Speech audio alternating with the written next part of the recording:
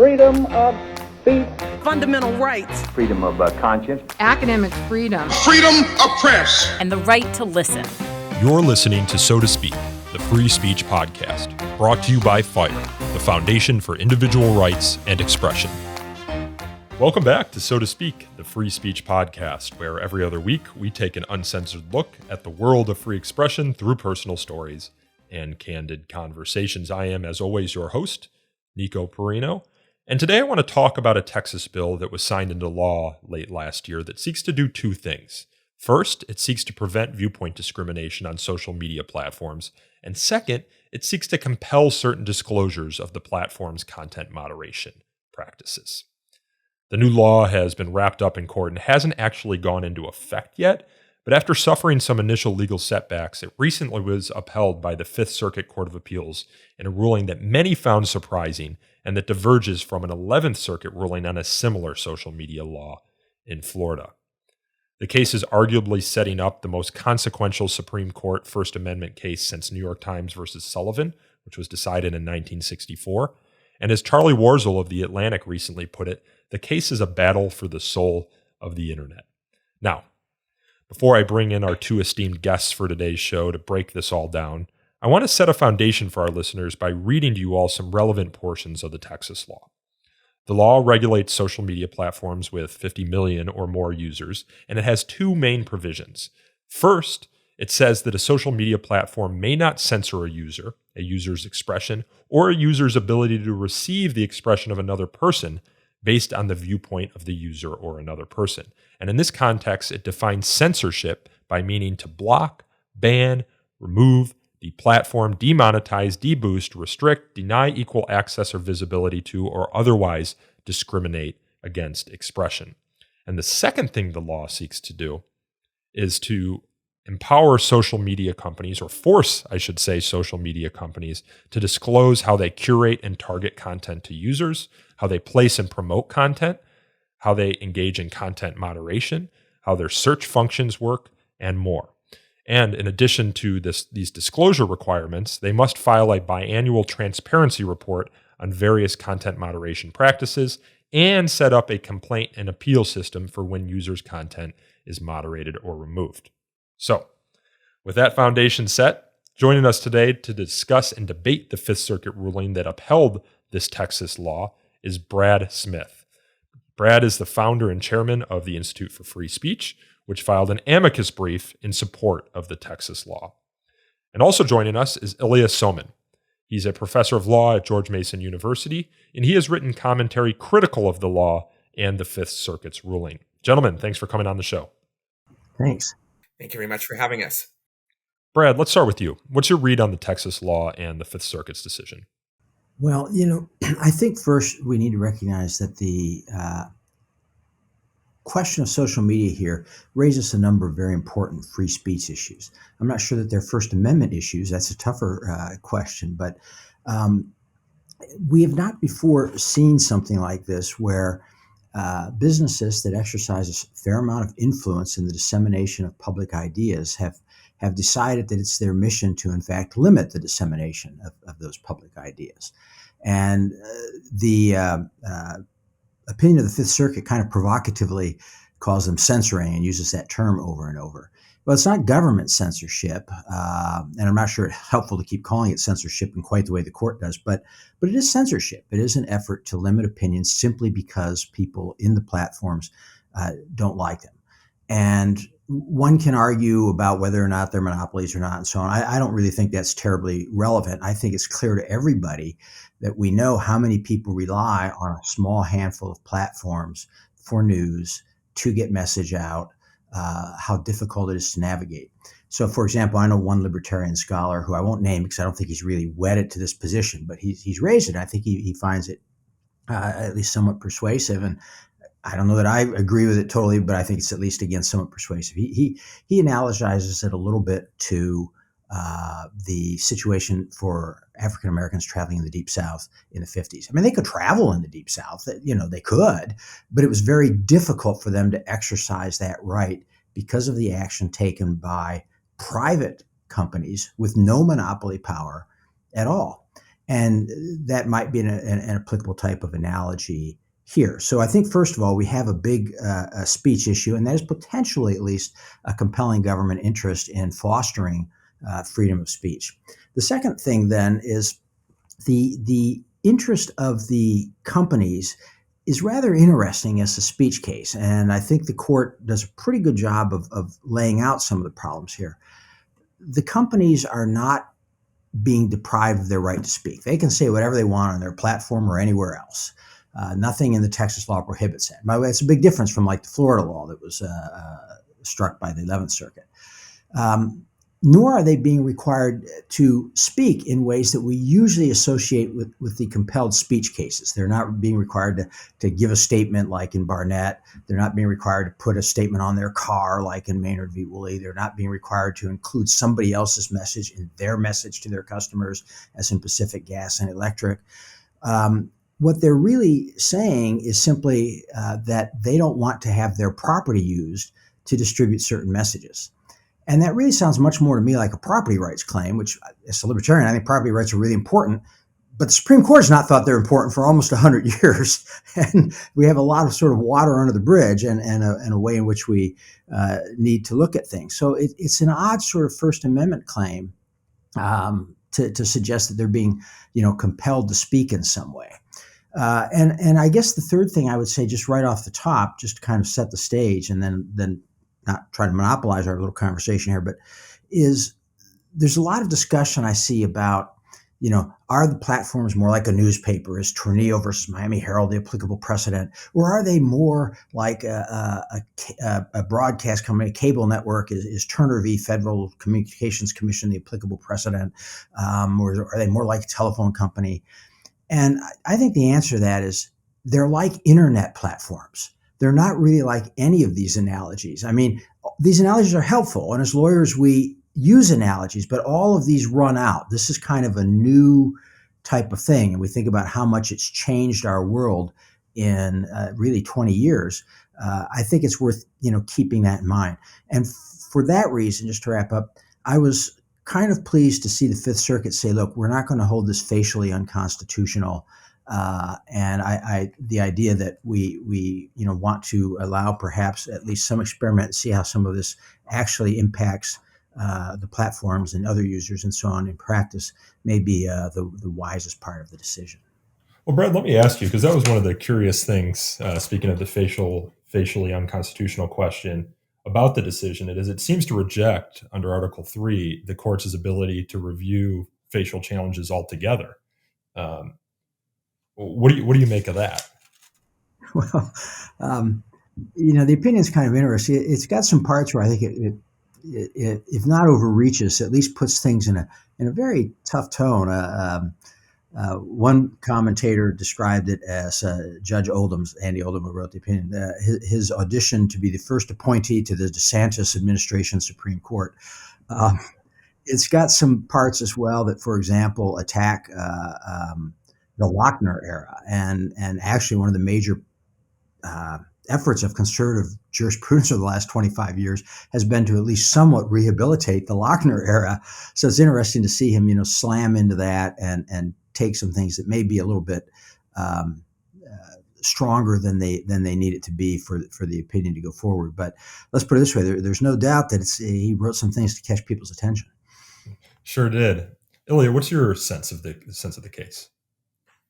I think this is a terribly written opinion with teams with lots of horrible arguments, and at times it is actually Orwellian. As Brad mentioned, the opinion describes as censorship what the platforms do in choosing what messages they want to carry and which ones they don't. And it describes as free speech Texas's efforts to coerce them into carrying messages and posts that they don't want to have. That's obviously the opposite of the truth. What is censorship is when the government tries to control what private actors convey on their platforms and their property. On the other hand, it is in fact the exercise of free speech when private actors exercise editorial judgment in deciding what messages they want to convey and which ones they don't. And that's true even if the decisions they make are sometimes illogical and flawed. I don't myself agree with all of the content moderation rules that Twitter has or Facebook has, and sometimes their algorithms work in a kind of stupid way.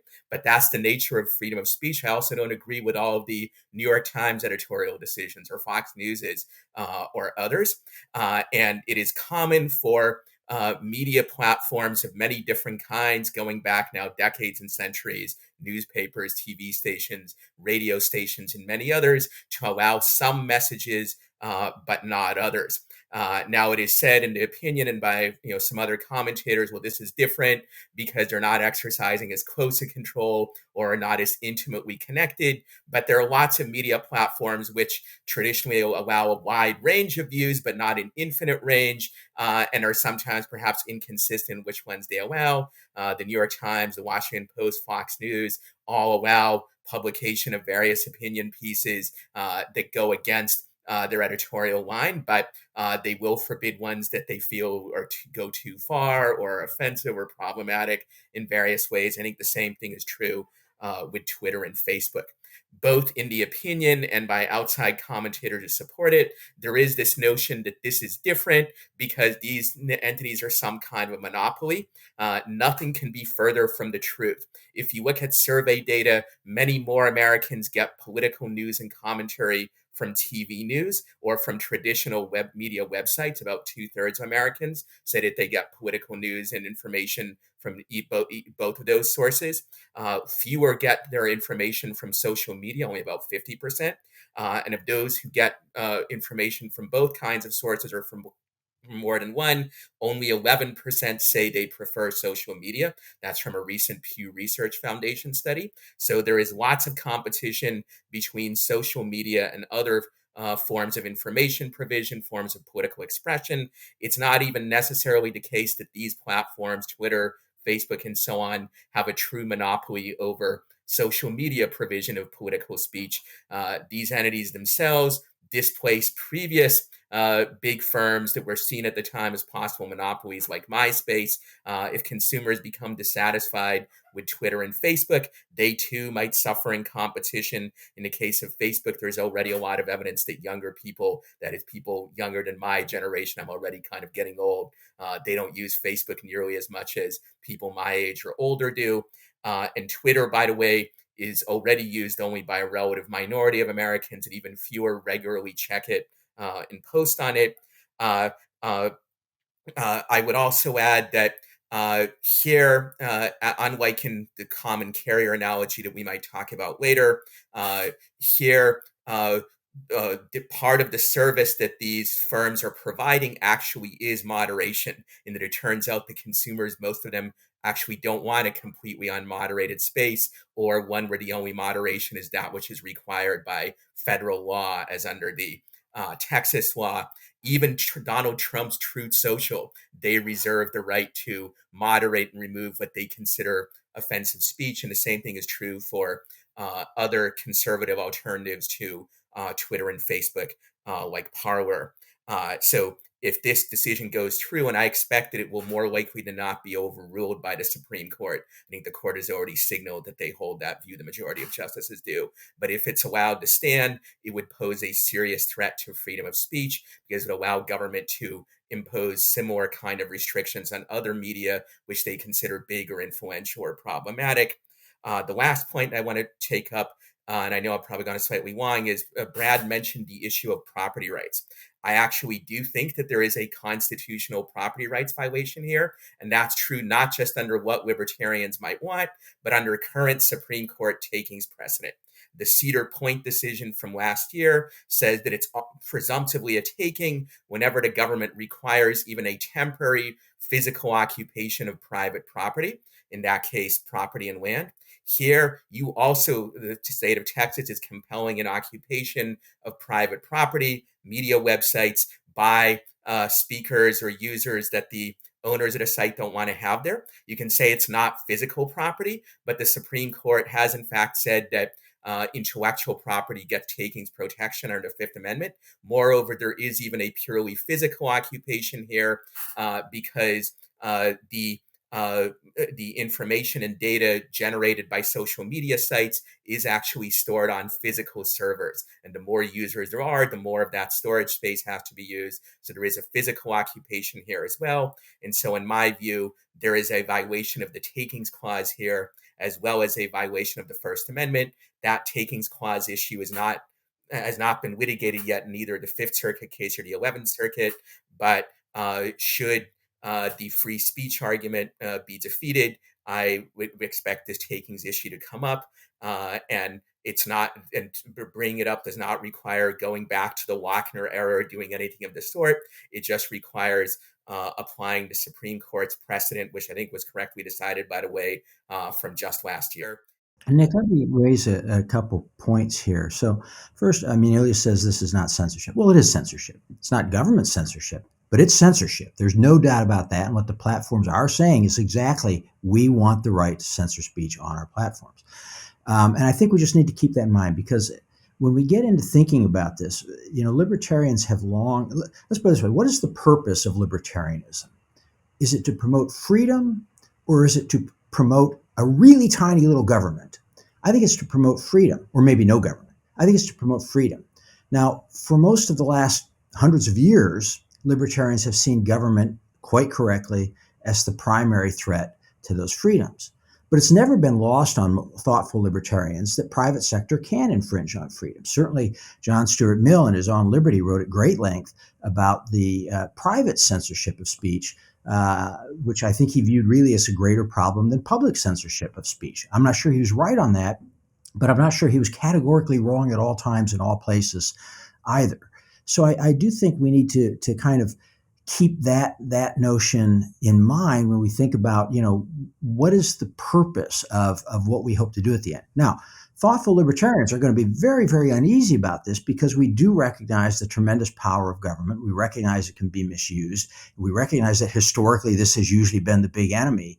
So I don't think people would be wise to jump into inviting the government into an arena like this. But I do think we need to keep those two facts in mind. What the platforms want to do is censor speech they don't like.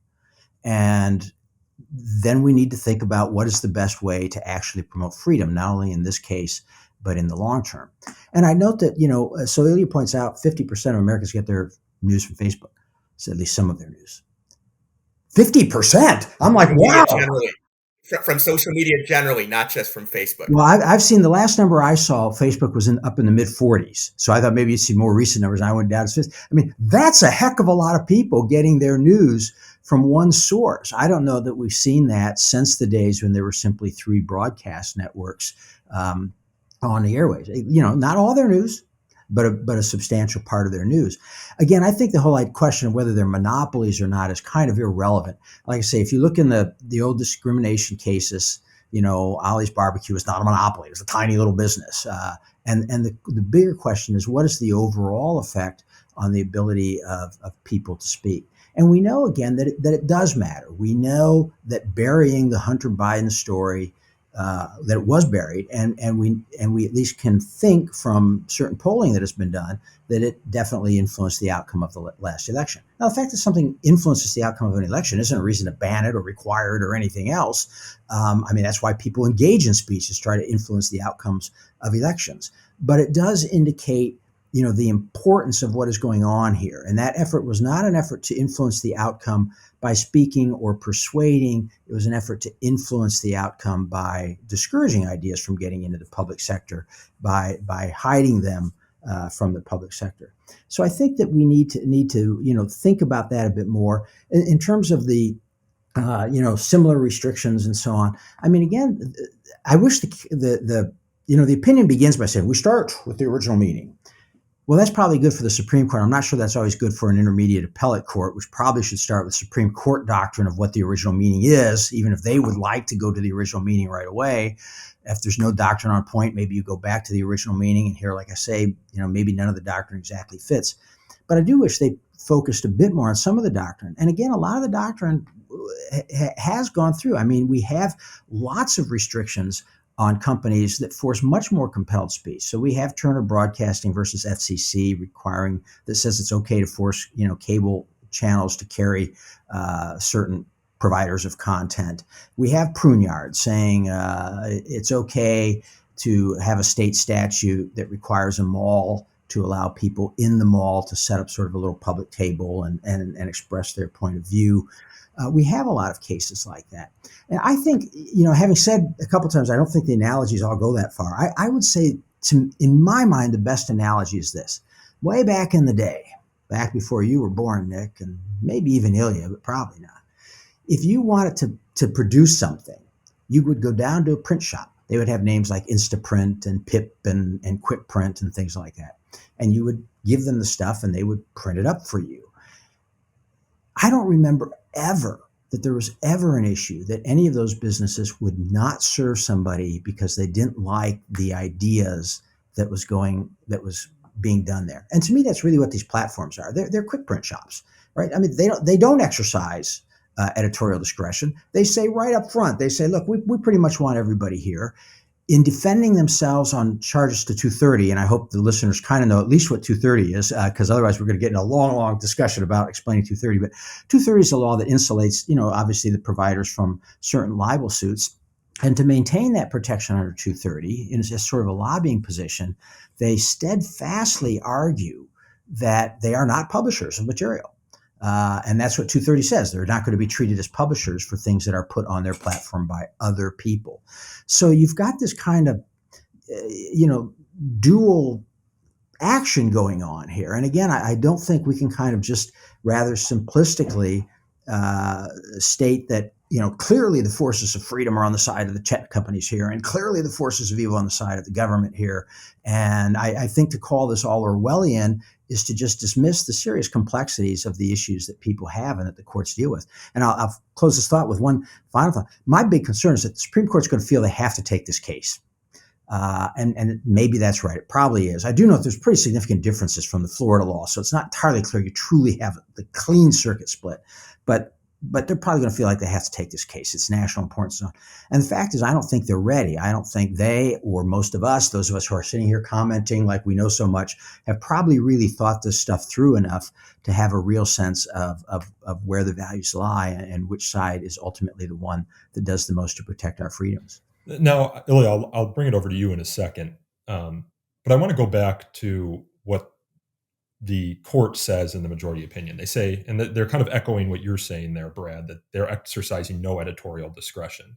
They say the platforms are nothing like newspaper in Miami Herald. Unlike newspapers, the platforms exercise virtually no editorial control or judgment. The platforms use algorithms to screen out certain obscene and spam-related content, and then virtually everything else is just posted to the platform with zero editorial control or judgment. I want to push back on that a little bit, because if you actually read the law and read its definition of censor, the law recognizes that they're doing something editorially, right? They say censor means to block, ban, remove, deplatform, demonetize, deboost, restrict, or deny equal access or visibility to, or otherwise discriminate against expression, which is sort of speaking to what the platforms are doing, and kind of what gives you a competitive edge if you're TikTok over Facebook over Twitter is how the platforms determine what content gets elevated or gets put in front of you versus doesn't. Do you not see that as a sort of editorial judgment on how to make a platform perhaps more engaging to its end users? Yeah, well, a few thoughts. First, not to directly answer, but one of the things that the court does is essentially says there's no First Amendment right to editorial discretion, really. Yeah, I was going to bring that up. I disagree with the court on that. But as to what the platforms are doing, I think to me it illustrates a little bit the wisdom of the court, A, not making it a facial challenge, and B, goes to the point I just made of thinking about this a bit. I mean, I don't think right now people quite know how do you get at the idea of algorithms doing this kind of work, because obviously, though, the algorithms are overlaid with these kind of seemingly almost random decisions made on a small amounts of material to take them down at different points in time. So, it may be that these kinds of statutes need to be worked out over time, and that they need to get a lot better. When we were considering where to go on this case at the Institute for Free Speech, a number of people said, "Oh, this is these are bad statutes." And a point I finally made was, look, they're the statutes we've got. They're the statutes that are being challenged, and you've got to decide: are you going to try to say the government absolutely cannot do this, or are we going to suggest that maybe the government should be allowed to do this, and maybe the time should be bought to let some of this play out? And one other thing that I'll just note that you were talking, you mentioned when you read the definition, one of the things that really concerns me here, oddly enough, it's kind of odd to me that the cases have started with what I consider the I don't know, the weakest case, or whatever, which is the content issue. And by the way, I do think the standard's content neutral, which generally results in a lower Supreme Court degree of scrutiny to see if the law can be upheld. But the real fears, to me, that I think people should be worried about are things like demonetizing people and so on. If you want to talk about something where I think the application of the analogy of the Deep South during Jim Crow would really come into play, is when you start making it so that disfavored businesses, literally can't, get cash, transfer cash, do the kinds of things that you need to be in business nowadays. And I guess one of the questions would be, if you take Ilya's sort of absolutist approach here, is where's the stopping point on that? Is that fine too? That's also private right. We're just going to demonetize people. All these folks are going to be out of business. If they're in disfavored industries, they're out of business. They'll have to set up something else, but that might be tough to do. And we saw, for example, when the Parler site went up and tried to compete with Twitter, and the other tech companies ganged up on it, and in overnight it was gone. And that's a worrisome thing.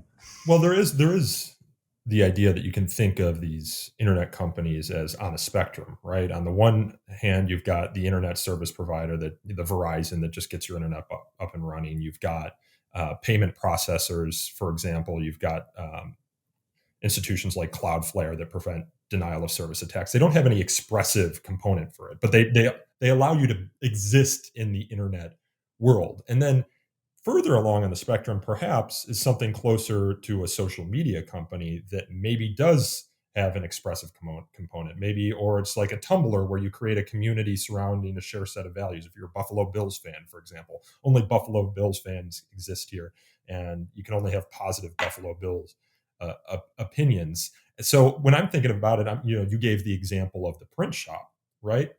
Well, how might that be different than Masterpiece Cakeshop, right? Which has a more expressive. I wonder if I might go ahead, jump in here. Just a couple things. One is Parler very much still does exist. They found an alternative host, and they're up there. They're not very popular, but that's not because they've somehow been forcibly driven out of business. It's because not that many consumers like their services. The same thing is true for Trump's Truth Social, which very much exists, and there's some other smaller, sort of more right-wing oriented types of social media sites of various kinds, most of which at least do, by the way, have their own content moderation. And that leads me to the print shop analogy. I would maintain that in the history of print shops, I bet there were plenty of instances where the printer came in, where somebody came into the printer and they wanted to print some kind of viewpoint that the printer thought was really awful, racism, Nazism, communism, what have you. And the printer said, no, I don't want to do that. And in the context of Masterpiece Cakeshop, which you just mentioned, where for listeners who don't know, that was a case where a baker did not want to bake a cake with an inscription celebrating a same-sex wedding because he was, for religious and moral reasons, opposed to same-sex marriage. The vast majority of conservatives and libertarians correctly, I think, recognized that was an exercise of the baker's freedom of speech, possibly also of his freedom of religion. And they and I also very much stood up and said, no, the baker should be able to say no. And the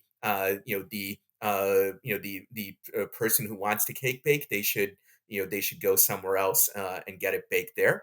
Analogies to the Deep South and the Jim Crow era, I think, don't undermine that point, because there the discrimination was massively underpinned by the government and by private violence. If you remove that, I think things would be much different. I think you can imagine worlds where somebody's view is so unpopular that they can't do anything anywhere. That is simply not the case with people who disagree with the views of these social media websites. There's many other places where you can express your views, some of which, as I mentioned before, are much more popular than these social media sites are, and have more viewers, more credibility, and the like.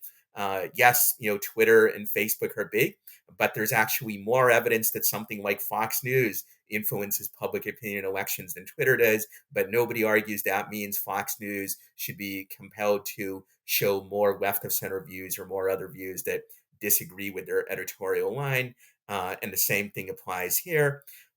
Final relevant point on this particular issue is that unlike in the Pruneyard case, which Brad mentioned, where there was a shopping mall where the court said California could have a law requiring the shopping malls not to kick people out based on protests or demonstrations they had. Part of the reasoning of the court in that decision was that the mall really was open to everybody in the general public without exception or almost without exception. That's not true for Twitter or Facebook or Truth Social for that matter. They make you sign a contract before you come in, and among the provisions of that contract are that you are subject to our content moderation. There are few, if any, shopping malls that require you to sign a contract before you come in, and that contract explicitly has essentially editorial judgment. In the court decision, they say, well, that judgment is exercised after the fact, and so that makes it somehow different. But as Judge Southwick pointed out in his dissent, in some cases, they actually exercise it before the fact. For example, in the case of Donald Trump and some other speakers, they just simply are banned from Twitter or from Facebook entirely because the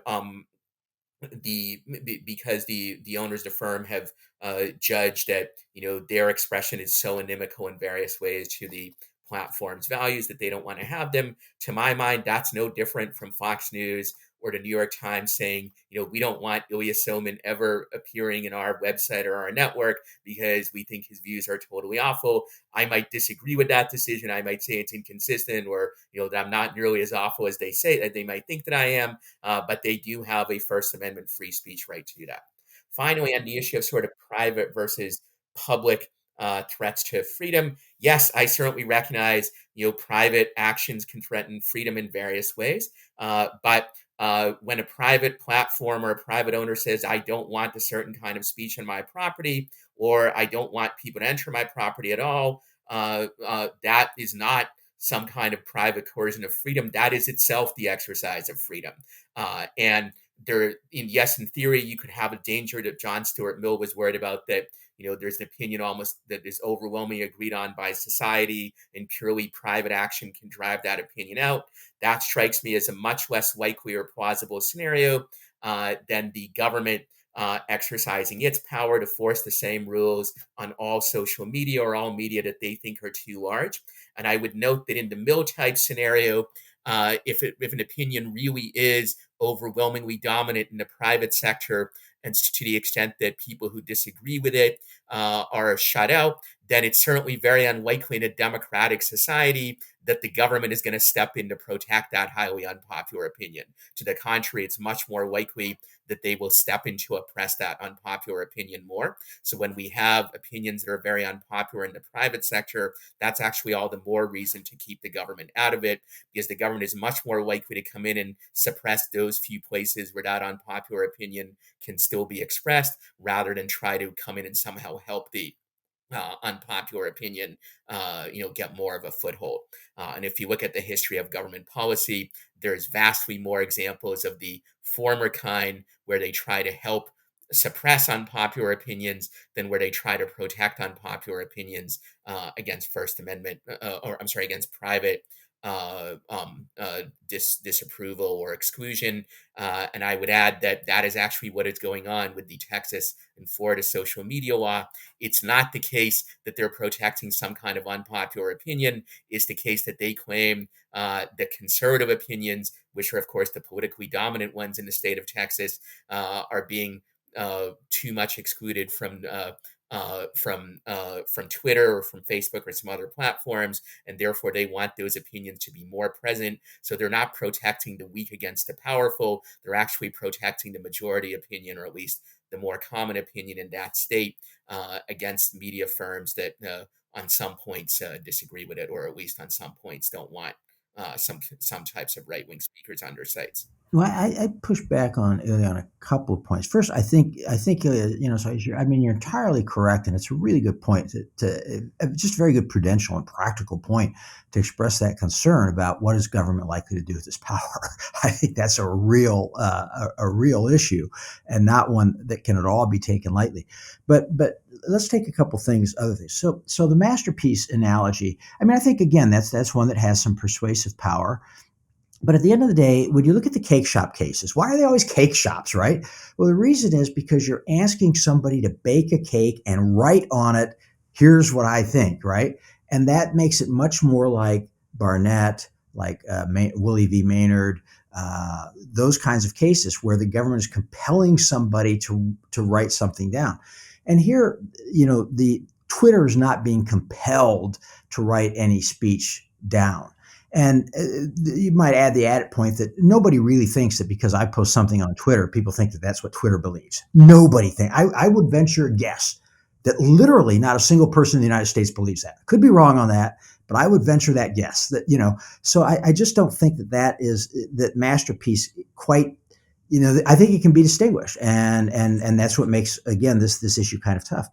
Also on the question of, it's not so much whether they're encouraging popular or unpopular opinions.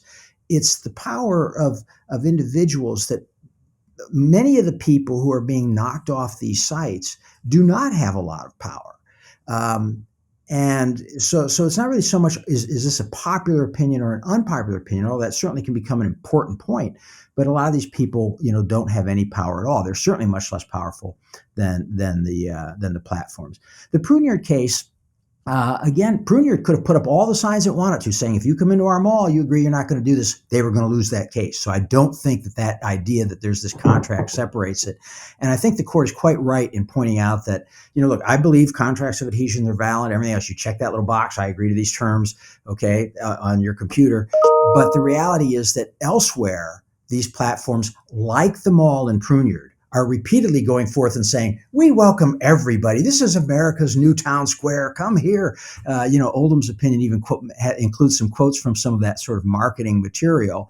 But then they have, this in this little fine print that you check the box on saying, oh, but we reserve the right to kick off rotaries. Well, that's Pruneyard. That's Pruneyard's case. So I don't think that's a distinction between the two cases there in that sense. So again, I think, some very tough issues that require. Let's put it this way. I hope the Supreme Court considers them very, very carefully, because I think they're going to take this case. And what I just hope is that they do it with appropriate modesty. I'm not sure, by the way, if the circuit had appropriate modesty, but No, so I think the one point we certainly agree on is that this circuit opinion is not modest, and a modesty is not always a virtue, but in this case, they should have been more modest about making claims, many of which are utterly unsupported, either by precedent or by empirical evidence, or even just minimal common sense. A couple of points on the Masterpiece, Cakeshop, and Pruneyard. I think Pruneyard is a bad decision that should be overruled on both the free speech and the takings dimensions. But it is the case that the court made much of the fact that this is open to everybody.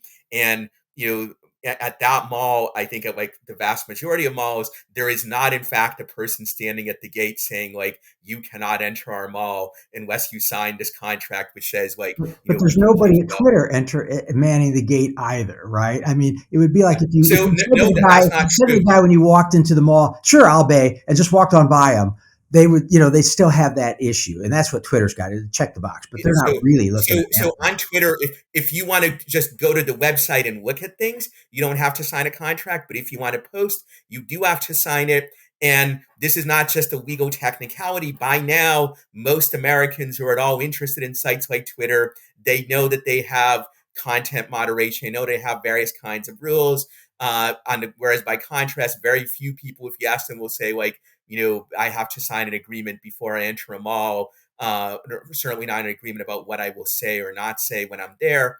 Yes, you're right, and Judge Oldham is right that Twitter also sometimes had this rhetoric, we're open to everybody or whatever. But I think that standard sort of advertising puffery, it's similar to saying, like, we have the best burger in the world that's clearly better than any other burger. Most minimally intelligent people know that that's puffery, that they're not saying that it's literally like scientifically proven that they have the best burger in the world. And I can say the same thing, at least about Twitter or Facebook's rhetoric about openness. Finally, on Masterpiece, Cakeshop, and the like, yes, you can try to distinguish it. And Brad is a clever lawyer, can make distinctions, and Brad is one of the best lawyers we have in the First Amendment space. So, he's right. You can try to distinguish it on the basis that the baker's actually writing something as opposed to merely allowing somebody else to post something. But if the law compelled the baker to include a sign on his cake that was written by somebody else, or even post a sign on his shop that was written by somebody else, then I think you would still have a First Amendment speech case there, and perhaps a freedom of religion case as well. It doesn't matter that. It wouldn't matter even if the baker sometimes wrote inscriptions that he disagreed with, or sometimes posted signs that he disagreed with, because we recognize, and I think Judge Southwick notes this in his dissent, we recognize that part of the right of editorial discretion and freedom of speech is the right not just to say, I only post messages I agree with, but to say I only post messages within a certain range. That there are some messages that I may disagree with, but they're within the range of what I consider to be acceptable. Like, for instance, I might post, but on the other hand, there are other messages that I think are, from my point of view, beyond the pale. So I might post or allow mainstream conservative messages, or what I think are mainstream liberal ones, but not Nazi or communist ones or racist ones. I might post some expression about sex that I might disagree with, but not stuff that I consider pornographic, even if that pornography is protected by the First Amendment, and so on. And that's a common stance for newspapers, radio stations, TV stations, all these other sorts of organizations that I mentioned before. And it's entirely, I think, within the First Amendment free speech rights and also property rights of social media sites to take the line that they permit a range of speech, but not an infinite range, or not even as broad a range as would be legally permissible for them to include. So let me make one more comment, if I can, on the masterpiece, and then I hope that we can, in our remaining time, touch a little bit on Section 2, the disclosure requirements of the law, perhaps. So let's suppose somebody had, and for people of a certain age, this will be the kind. It reminds you of the kind of business that Kramer might start on Seinfeld. Suppose you had a cake shop where you said, "Look, you can come in here and bake your own cakes, and we've got all the best ovens and the decorative little things that help you decorate the cake properly, and maybe we'll sell you great ingredients and so on too," right? I mean, if you had that sort of thing, I don't think there would be an issue. And moreover, I think I would expect that a lot of that you would find government regulation and people saying, well, you can't prevent them from, if they're coming in to make their cake, that you've offered this up, that they can put the message they want on their cake. Maybe I'm wrong on that, but I don't think that would be a terribly controversial law to have that. And I think that's largely how, we've operated in a number of areas. But and also, just on Pruneyard, I don't think most people think when they walk into a shopping mall that they can say or do whatever they want. I don't think most people think that at all. So I would disagree with that. So maybe we just have an empirical disagreement, and I don't think there's any evidence on it. We'll have to go out and do some polling. What do people think they can say in a shopping mall? But the other thing I did want to touch on, well, I'll let you, Nick. Yeah, let me get in, because we can get to the disclosure. I want to touch a little bit on kind of the common carrier argument here. So you might recall the Packingham case. I believe it stemmed from a North Carolina law that prevented registered sex offenders from being on social media.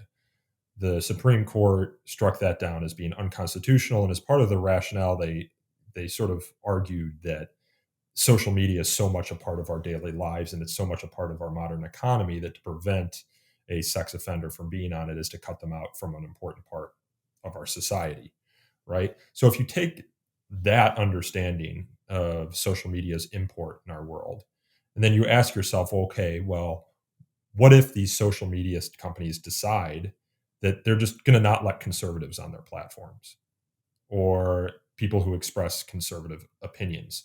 Ilya, is there no room for the government to become involved there, in your mind? I would say it depends on what you mean by no room, but I think there should be no room, at least no room beyond doubt, which can pass a very high level of strict scrutiny, for them to say that these companies can't exclude people based on their messages. Notice you can make the same argument. What if all newspapers got together and said no conservatives will publish their What if all non-social media news websites said that? What if all TV stations did that? You can play this out in the same way.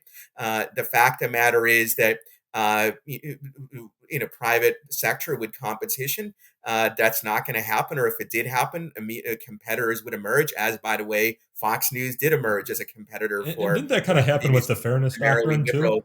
The fairness Sorry? didn't the fairness doctrine kind of try to get ahead of that sort of issue? Yes, it did do that, but the fairness doctrine was unconstitutional and was repealed by the Reagan administration in the 1980s. I think certainly most liberal and most libertarian and conservative scholars would agree that the fairness doctrine was unconstitutional. Even many on the left, I think, at this point would do so as well. So even after the Reagan administration got rid of the fairness doctrine, that didn't mean that there was only left-wing media out there. And indeed, Fox News emerged after the fairness doctrine was gotten rid of. So I think, therefore, that that fear, if it's valid, it could justify government control of what all sorts of media publish, including many that are more influential than social media in terms of actually influencing people's political opinions. And as for the decision that you mentioned, I think there's a big difference between the government banning somebody from appearing on all social media of any kind, therefore, again, setting up the same rule for all companies, as opposed to a particular company saying, we're not willing to give a sex offender access. And by the way, I have said, and elsewhere, I think the definition of who counts as a sex offender is overly broad, and I am concerned about laws that, for instance, bar anybody who's a registered sex offender from living within 1,000 yards of a school or whatnot. I think that's a problem, but it's a problem because it's a uniform rule set up by the government over an entire vast area, as opposed to just private individuals making their own decisions for themselves.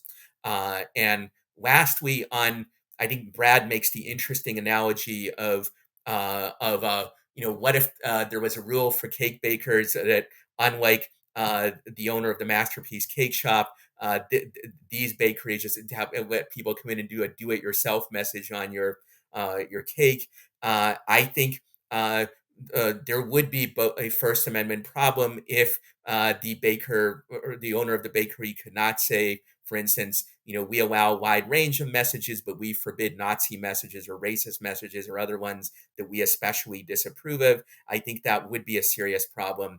And I think lots of people would readily see that if such a law really had that effect.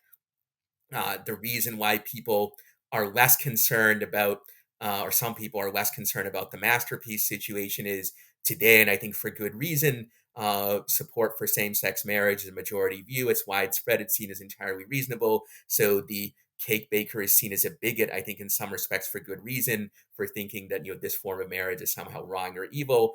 And I agree there is bigotry there, but I also think even people with awful opinions have the right to freedom of speech. And I would say the same thing is true for social media content moderations that I disapprove of, or editorial decisions by newspapers that I disapprove of. And to call it censorship, I think, is both misleading and, yes, Orwellian. The opposite is true. The compelling people to host messages that they don't want is actually the real censorship. Brad and Ilya, do you guys have 10 more minutes to keep going? I do want to get Sure. to disclosure, and I do want to ask a question about the outcomes here. So if you have another 10, 12 minutes, I'd appreciate it. Sure. Yeah. So Packingham, if I just, I agree with you. I mean, Packingham is about the government banning people from social media. So it's a different, a very different paradigm, and to me, clearly something that erodes speech and violates the First Amendment. I want to point out, but in the dicta, they do talk about the importance of social media. Well, that's true. That's true. And in that sense, it may support, at least that sort of reasoning or thinking about the importance of social media as a means of communication. But it certainly is not going to be controlling. But that's a good point. The other thing is, I would point out this law, the Texas law, is not at all like the fairness doctrine. That is, there's no requirement that the platforms assure a diversity of views. There's no requirement that they, if they allow one view to be heard, that they bring another view on. Nothing like that. It's rather simply a content neutral provision that says you can't discriminate against certain points of views. And we haven't focused much on that legal standard, but again, under doctrine, the content neutral standard typically goes to sort of an intermediate scrutiny. and a compelling government interest. And so I think that there's not been nearly enough focus, and Ilya has focused on it some here today, but I think in a lot of the discussion, a lot of the criticism, there's not really been a serious discussion of, is there a compelling government interest, and how does that play into this idea of a content neutral regulation? I think that's a reasonable point, that the level of scrutiny might be lower for a content neutral regulation, but it's still intermediate scrutiny, which is a pretty restrictive standard, though less so than strict scrutiny. I would add also, I'm not convinced, this isn't much discussed in the opinions, but I'm not convinced that this law really is content neutral, because I think there's a lot of evidence, some of which was in the briefs in the district court, which suggested that Texas's real motive was not an impartial concern for all speech, but rather specific complaints raised by conservatives, other right of center people, and that therefore the goal of this law is really to boost one side in the political debate that particular platforms may not like, or may not like as much, at least as Texas thinks they should like them.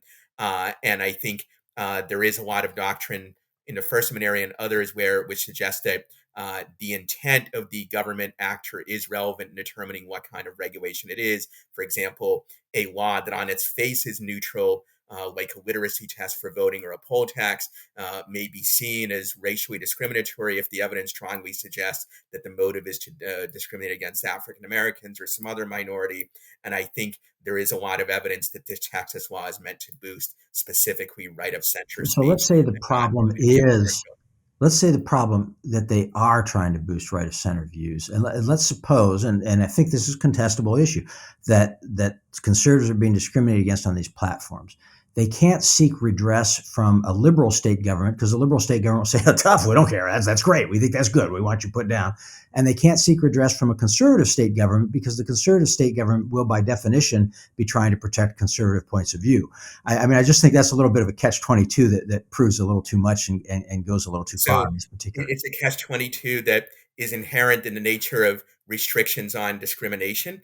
You can similarly say that segregationists who want to promote facially neutral laws that have the effect of promoting segregation, they can't go to an anti-segregationist state government because the anti-segregationist state government will not be sympathetic to their complaints. But if they go to a pro-segregationist state government, then that government's laws will be struck down because of their malicious intent. And I think the same thing is true here. So the catch-22, if there is one, is a feature, not a bug. I'm not even sure what you're talking about here, Ilya. I think you're going off the rails here. Let's go on. Yeah, let me ask about the disclosure section of this law. And Texas isn't the only state to pass a law requiring disclosure of content moderation practices for social media companies. California, I believe in the last couple of weeks, also passed a law requiring disclosure of how social media companies moderate certain categories of speech, including hate speech, which of course goes undefined. And in passing that law, Governor Newsom said, California will not stand by as social media is weaponized to spread hate and disinformation that threaten our communities and foundational values as a country. And while he didn't go so far, or the state legislature in California didn't go so law as to mandate viewpoint discrimination or viewpoint neutrality, it did through its transparency requirements seek, in this case, and it's very clear from Newsom's quote, to chill certain speech or to put pressure on social media companies to chill certain speech. And I think you might get that same sort of effect in Texas as well, to say nothing of the sort of concerns about proprietary information and private property. The Texas law says, for example, that you need to disclose how you use search ranking or other algorithms or procedures to determine results on your platform. But I ask myself, isn't that the whole game, right? Like you're starting to set up a social media company, and the way you get market share, if you're a social media company, is to deliver content that is more interesting to an end user. That's how TikTok has just taken off, because its algorithm has gotten so good at delivering relevant content and interesting content to its users. So by being forced to provide that information to the state of Texas, are you not being forced to also turn over what makes your social media company your social media company? It distinguishes you from in the market. So there's two questions there. Is the one, the chilling effect of transparency requirements, and also the sort of private property interest in your algorithm. Yeah, that's a great point, and it's good on both issues. One thing that again we might think about is to what extent does the court have to view all of this as an all or nothing proposition? Could a court say, to the extent the definition includes your algorithms, right, it's a problem. To the extent it includes other things, maybe it's not. So one can go in a lot of different ways on this.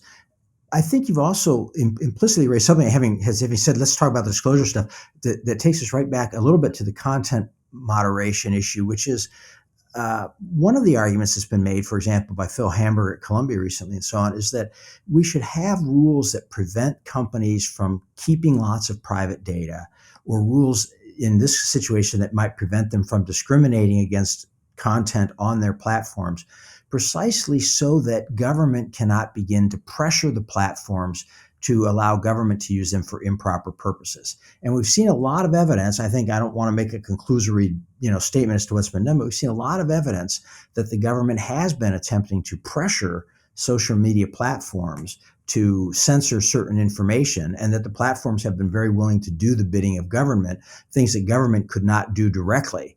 And of course, the government has a lot of power. And over on the left, Elizabeth Warren is threatening them with antitrust actions and so on. And so, one reason that one might arguably want this kind of law is so that the tech companies are going to say, we'd love to help you, government, but we can't, because we got a law that prevents us from doing that. And again, that might be another way in which we think about certain types of regulation as actually being something that is oddly enough enhancing a freedom, or protects us from government overreach by setting a legal standard that can't be infringed upon. Ilya, do you have any additional thoughts on that before I turn to the final question? I don't have a very strong opinion on the constitutional aspects of the disclosure issue. I think it's much less worrisome than the content moderation rules. But I would note two things about the points that have been made so far. One is the Gavin Newsom situation should remind people on the right who like the Texas law that two can play this game, or more than two. Liberal states would also be able to impose content neutrality restrictions or other restrictions, especially if part of the court's reasoning is that these things are common carriers, or that they can be regulated because they're big and influential, and so on. So the goal here is not just to protect people against the Texas government, but also against governments generally, including more left-wing ones. The second thing, when it comes to chilling effects and government pressure, I think first, it's kind of perverse to say that because the government can pressure people, we should allow government to pressure them even more and get them to disclose data and so forth. The proper way to deal with government pressure is to cut it off in the first instance by having, among other things, strong First Amendment protections and also property rights protections, so that if the government tries to pressure social media sites or other websites, they can simply say, like, we don't care what you think because your threat is incredible, because courts will strike down your measures against us, whether on First Amendment grounds, property rights grounds, or the like. So to my mind, that actually strengthens the case against disclosure requirements rather than says that they should be done, particularly since if these things have to be disclosed, then it's actually more likely that the government will know what is being done, and therefore can identify potential vulnerable pressure points and the like that, and actually use the disclosure requirement to their advantage.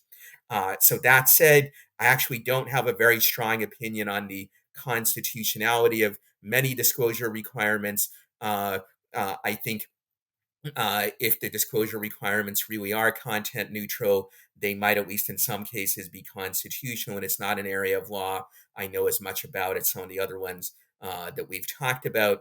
And I do worry about the issue of sort of disclosing proprietary information that can then deter innovation or deter incentives for innovation.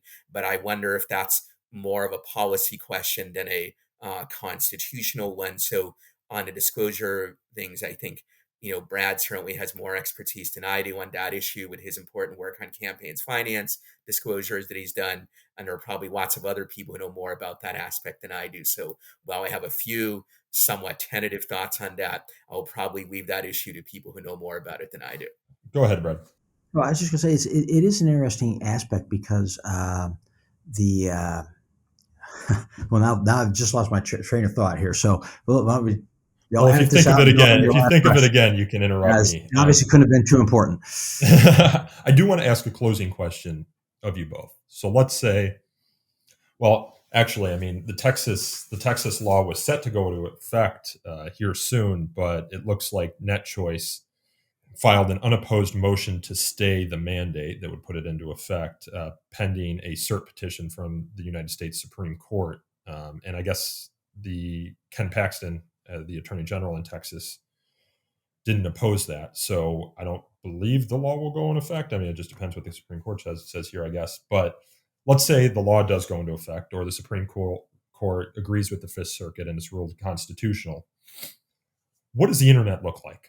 Or at least social media look like? So I'm reading this Charlie Warzel article that came out a few days ago in the Atlantic, and he quotes someone from Stanford's Cyber Policy Center who says, these legislators think they're opening the door to some stuff that might offend liberals, but I don't believe they realize they are also opening the door to barely legal child porn or pro-anorexia content and beheading videos. I don't think they've understand how bad the law is. I'm assuming that we've seen the news articles about the amount of content moderators hired by Facebook and Twitter to police beheading videos, crush videos, child porn videos, preventing those from getting up on the platform.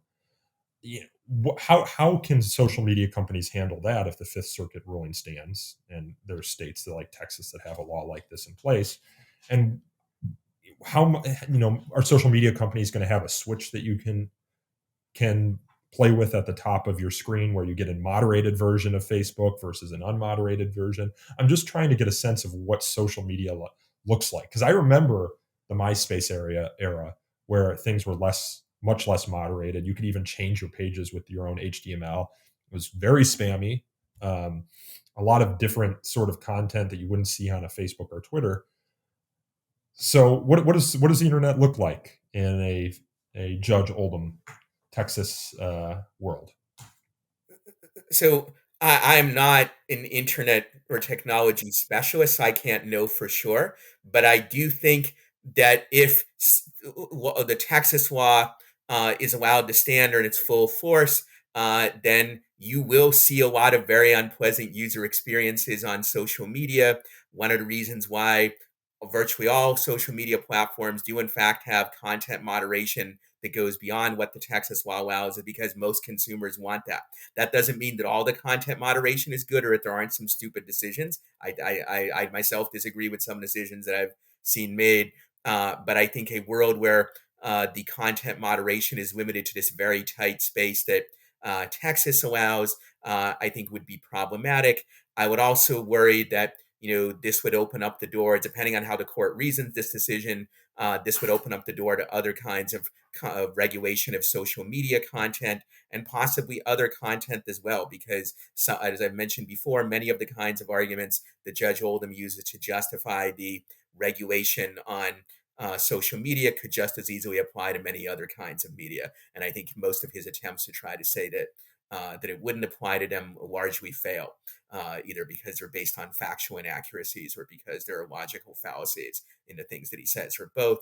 But that said, I have to be somewhat tentative in that I'm not an internet technology expert, and attempts to predict the future of internet discourse, they've often failed quite spectacularly. So I admit I could be wrong in some of these predictions, but I still do think generally the lessons of history show that it's much better to leave the development of speech and discourse to decentralized private decision making than for government to impose one-size-fits-all rules. And that's especially true in a dynamically evolving industry as this one certainly is. I agree. I mean, it's very hard to know what it would look like, and also I'm not the guy who's developed internet sites successfully. So in some respect, this is a question for the folks at Meta and Twitter and Amazon and so on. Tell us what's going to happen. I do think that it's very likely, at least I would look at it, it's very likely that yes, consumers will actually revolt, and this will not be a popular law because people will find themselves getting all kinds of stuff they don't want get. And I think that certainly is one of the possibilities. It may be that the companies, as you suggested, Nick, have sort of a moderated platform that you can opt into, or it may be that they do more things where you opt into certain groups, not groups as they're sometimes used on some of these sites now, but we might say kind of I guess I'll call them groups, but they're not like exclusive groups per se. But you say, I want to be on this page that doesn't include this stuff or does include these things. I think there's a lot of ability for the companies to do a fair amount of that, to give you, in other words, a way to, in a certain sense, set your own algorithm by saying, here are things I don't want, here are things I do want. But I don't know that for sure. Like Ilya, I'm not really a tech guy. So we'll have to see how that plays out. And it's another reason for a lot of these things to be done, on a not on a facial basis, but on an as applied basis. I think that's true as well of the disclosures things, which we didn't talk about much. But again, it may be that when, we have lots of disclosure obligations on companies, contract disclosure obligations, labeling disclosure obligations. We force them to put notices up in their workplace and so on. It may be that when you, get into as applied challenges, the companies would be successful in getting a lot of the mandatory disclosure stuff taken out because it did step too much into their, trade secrets or other protected rights, what have you. And I think that's largely the case with how the net would look. So yeah, it's a great question. How's the net going to look? I don't know. I think it's very, very possible that when this is done, it's going to be very unpopular, but we'd have to see. Can I ask a technical question about this? Go ahead. In your opinion, Brad, or for that matter, in Nick's opinion, does either the Texas law, first of all, does the Texas law allow for a situation where Twitter essentially says, when you join Twitter, you have the option of choosing either moderated Twitter or unmoderated Twitter, right? Because if that's permissible, then it may be that say 90% of consumers choose unmoderated Twitter, and there will be sort of a little cesspool of completely, 90% will choose moderated Twitter. There might be a little cesspool that looks like Gab or something that's the unmoderated Twitter, but people who want to use Twitter to reach a vast audience potentially, but without any restrictions, they wouldn't be happy. Yeah, and you're right back to square one. And I don't know if the law covers that or not, to be honest. I don't think it does. I've read the law trying to look for any suggestion that sort of thing might be acceptable, but it's pretty straightforward in saying you can't censor through its permission to censor. Whether you can set up a censorship zone versus a non-censorship zone, I don't know. I think it's largely silent on that, and that's something that would get litigated if the law goes into effect potentially. I wonder also whether Judge Oldham's opinion, I think not, but I wonder if Judge Oldham's opinion would read that there's a First Amendment right to set up the restricted zone as long as you have an unrestricted zone on your site. My guess is Oldham would probably say there is not such a First Amendment right, and that the Texas or other states could ban having the sort of zone with restrictions. But you can perhaps imagine a more what was the term that Brad used? A more humble opinion that did allow that. So the federal government, or for that matter, state governments, could set up their own social media companies too if they wanted to. But sure, that doesn't seem to be the interest. I think that would be less of a menace than them trying to set up one size fits all rules. It sounds like an awful alternative, but maybe you're right. And in a certain sense, we already have government websites where the government trumpets its message in all sorts of ways, and some of them do have comment sections, in sections where you can put up petitions and so forth. So it's not quite the same. It's not quite the same thing as Twitter, and it doesn't have as many bells and whistles as Twitter has in most cases. But government can do that, and I'm not necessarily always a fan of it when they do it, but I think it's constitutional, and it's not threatening in the way that this Texas social media law is. Yeah, I don't know that it would take off if our experience with USA Jobs or the healthcare exchanges is any experience. So the government may not be very good at running these websites. Historically, government has had some success in doing propaganda of various kinds. we see Vladimir Putin in Russia, obviously, having some degree of success, at least with that. Well, guys, I've kept you longer than I promised. I feel like I say that on every podcast, and I'm so sorry. But I had some technical issues getting started here. I'm glad it was able to work out. Brad and Ilya, we could keep going, but we'll leave it there. And I thank you both for your time. Yeah, it's fun. Thanks, Nick. Thanks, Ilya.